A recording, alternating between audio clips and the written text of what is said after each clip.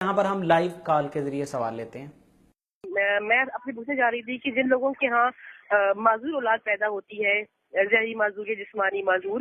تو کہا جاتا ہے کہ لوگ عام طور پہ کہتے ہیں کہ یہ گناہگار تھا، اسے اللہ نے سزا دی ہے۔ میں آپ سے پوچھنا چاہ رہی تھی کہ یہ وہ آزمائش ہوتی ہے، سزا ہوتی ہے، اسلام یا رسول پاک صلی اللہ علیہ وسلم اس سلسلے میں کیا کہتے ہیں؟ دیکھیں، اولاد دینا یہ میرے اللہ کا کام ہے، اور اولاد ضروری نہیں ہے کہ وہ ہر ایک کے گھر میں صحیح سال میں ہی پیدا ہو۔ جی، معذور جب بچہ پیدا ہوتا ہے وہ ہوتا اللہ کی طرف سے ہے، اس کی طبی توجیہ کچھ نہ کچھ تو ہوتی ہے، جی، لیکن اس میں اللہ تعالیٰ کی مشیت ہی کار فرما ہوتی ہے۔ جی، انسان یہ کہے کہ یہ اس کے گناہوں کی شامت ہے، بچے کا اپاہج پیدا ہونا، معذور پیدا ہونا، تو ایسی بات نہیں ہے۔ جی، کچھ لوگ تو ایسے بھی ہیں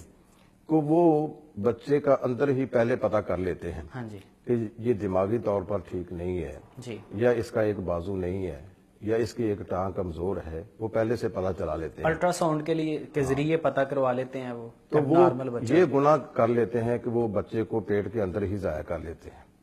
اور یہ گناہ اپنے ذمہ لے لیتے ہیں کہ ایک جان کو ضائع کر دینے کا۔ جی، لہذا یہ فکر سرے سے غلط ہے کہ بچہ اگر اپاہج پیدا ہوتا ہے تو اس کے گناہوں کی شامت ہوتی ہے اس کو۔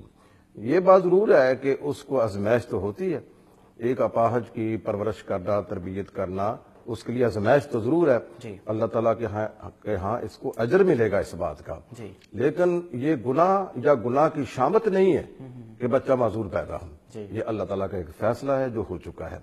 اس کو سنبھالنے کی کوشش کرنی چاہیے، نہ کہ اس کو اپنے گناہ کے ضمن میں انسان لے۔ شیخ صاحب، کیا یوں بھی کہا جا سکتا ہے کہ وہ بچے کی پیدائش تک تو نہ وہ سزا ہے اور نہ ہی وہ آزمائش ہے، اس کے بعد وہ بنی ہے؟ اگر تو اس آزمائش پہ پورا اتر گیا ہے تو وہ اس کے لیے ثواب کا باعث بن گئی، وہ اس کے لیے آزمائش ٹھہری، لیکن اگر وہ اس پہ شکوے اور واویلا شروع کر دیتا ہے اور شکایتیں شروع کر دیتا ہے تو وہ اس کے لیے عذاب کی ایک صورت اختیار کرے۔ ظاہر ہے کہ آزمائش کا معنی یہی ہوتا ہے جی، کہ اللہ تعالیٰ کی طرف سے ایک امتحان ہے، جی، جو امتحان میں کامیاب ہو جائے گا وہ اللہ کے ہاں کامیاب ٹھہرے گا، جو اس امتحان میں ناکام ہے اس کے لیے سزا ہے۔